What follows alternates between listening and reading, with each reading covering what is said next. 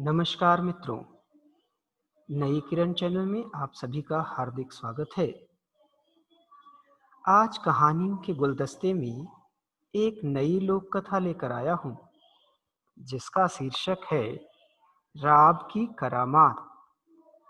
राब, जिसे आप नहीं जानते होंगे, जब गन्ने से गुड़ बनता है तो गुड़ के पहले एक पेस्ट जैसा, जिसको आप कहते हैं रॉ शुगर, वो बनता है। तो वो थोड़ा लिक्विड रहता है, तो उसी को राब कहते हैं। बहुत मीठा होता है। तो चलिए सुनते हैं आज की कहानी, जिसका शीर्षक है राब की करामात। एक जमाई जी थे। वह बड़े संकोची स्वभाव के थे। एक बार वह अपनी ससुराल गए। वहां पर वह बात बात पर संकोच करते थे, झेपते थे। तो संकोची तो पहले ही से थे। ससुराल होने के कारण एक तो करेला और दूसरे नीम चढ़ा वाली हालत हो गई थी। भोजन करने बैठे तो इच्छा होते हुए भी हर चीज के लिए इनकार करने लगे। उनकी साली जब राब परोसने आई तो उन्होंने अपनी आदत के अनुसार इनकार कर दिया। राब को आप कह सकते हैं कि शहद जैसा होता है। संयोग से रात की एक बूंद उनके पत्तल पर गिर गई। उन्होंने उसे चाटा तो बड़ी अच्छी लगी। उनकी इच्छा हुई कि कोई उन्हें राह परोस दे, पर संकोची स्वभाव होने के कारण मांगे तो कैसे। उनकी इच्छा मन ही मन में ही रह गई। मगर राव की उस एक बूंद ने उन्हें तड़पा दिया। उसका स्वाद हर घड़ी जीभ पर अनुभव करने लगे। वह राब पाने की जुगत सोच रहे थे। रात को जब सब जने सो गए तो उन्होंने अपनी पत्नी से पूछा कि राब की मटकी कहाँ रखी है। पत्नी ने पास के कमरे में छीके पर टंगी मटकी की ओर इशारा कर दिया। जमाई जी की बाछें खिल गई। वह दबे पांव छीके के पास पहुंचे, मगर ठिगने कद के होने के कारण छींके पर उनका हाथ नहीं पहुंचा। अचानक उनकी निगाह कोने में रखी लकड़ी पर पड़ गई। उन्होंने लकड़ी से मटकी के पेंदे में छेद कर दिया और उस छेद में से राब चूने लगी।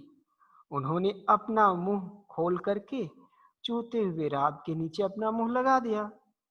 इस तरह उन्होंने भर पेट राब खाई, लेकिन मटकी में से राब का टपकना जारी रहा। उन्होंने सोचा, अब तो मेरा पेट भर गया है, अब क्या करूं। वे बड़े घबराए। रात के नशे में उन्होंने मटकी में छेद तो कर दिया, मगर अब वो बंद कैसे हो।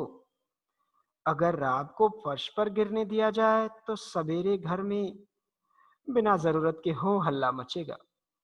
लाचार जमाई जी पटकी की मटकी के नीचे खड़े रहे और राब उनके शरीर पर टपकती रही। सारी मटकी खाली हो गई। तब कहीं वह हटी। अब जमाई जी के सामने समस्या आई कि देह और कपड़ों को कैसे साफ करें। इतनी रात को स्नान करने से तो भंडा फोड़ हो जाएगा। इसलिए उन्होंने पास के कमरे में रखी कपास से ही बदन को पोंछना शुरू किया। लेकिन राब चिपकनी होने के कारण उल्टा कपास भी उनके शरीर से चिपकना शुरू हो गया।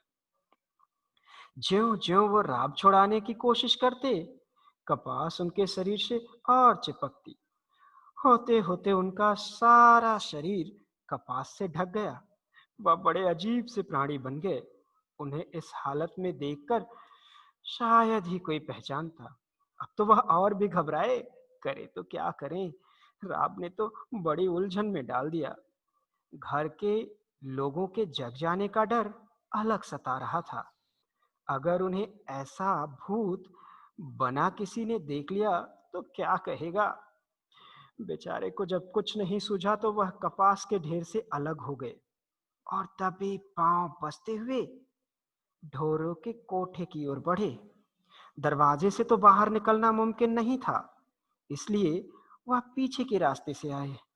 मगर दुर्भाग्य ने यहां भी पीछा नहीं छोड़ा।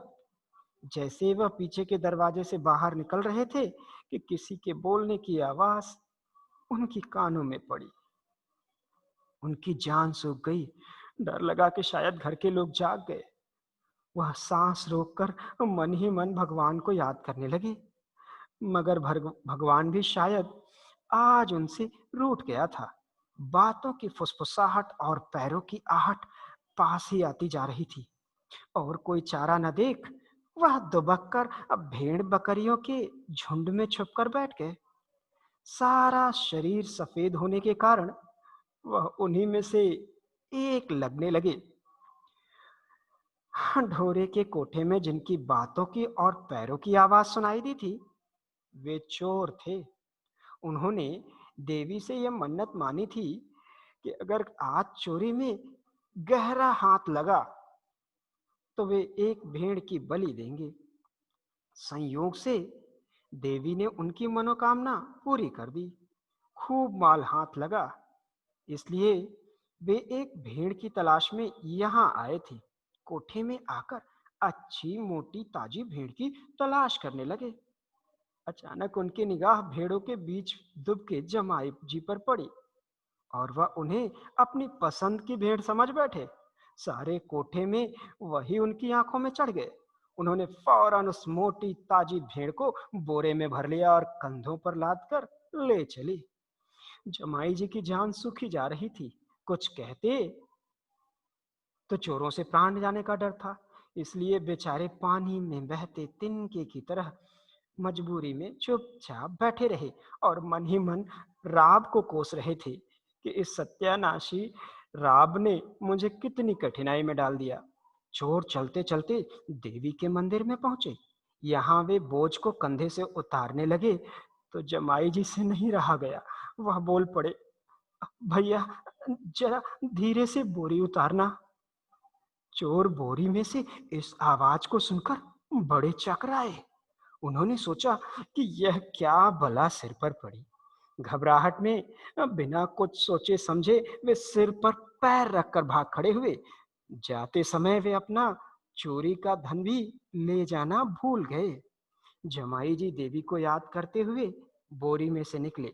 देवी ने उनकी जान बचाई, इसलिए उन्होंने उसका आभार माना। फिर उन्होंने पास ही बहती नदी में स्नान किया। राब और कपास को बदन से छुड़ाकर चोरों का सारा माल मत्ता लेकर सवेरा होने के पहले ही ससुराल पहुंच गए, और सारा माल उन्होंने अपनी पत्नी के हाथ में रख दिया। पत्नी इतना सारा धन देखकर अचरज में पड़ गई। जमाई जी ने हंसते हुए कहा, यह सब तेरी राब की करामात है। तो मित्रों, कैसी लगी आज की कहानी? तो यह कहानी अब यहीं समाप्त होती है। फिर एक नई कहानी के साथ नई किरण में कहानियों का गुलदस्ता लेकर फिर हाजिर होऊंगा। तब तक के लिए अपने मित्र आलोक त्रिपाठी को इजाजत दीजिए। नमस्कार।